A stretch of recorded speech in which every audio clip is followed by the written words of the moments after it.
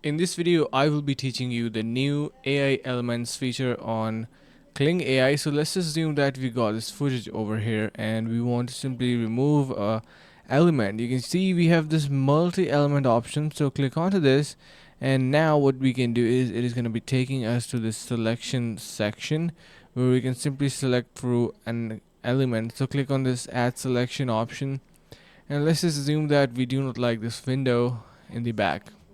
We can preview the selected area as well. Click on confirm, and then just hold on a bit. We got this section on the left side where we can simply enter in here a prompt and everything.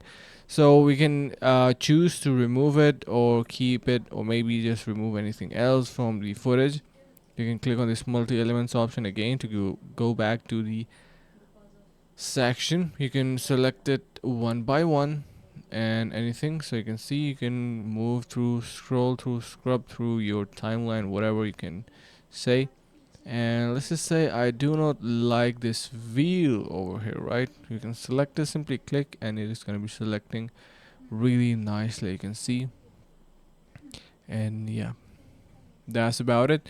And you can add your prompt, you can remove all selections and do your modifications. So that's about it. I hope this helps. Thank you so much for watching.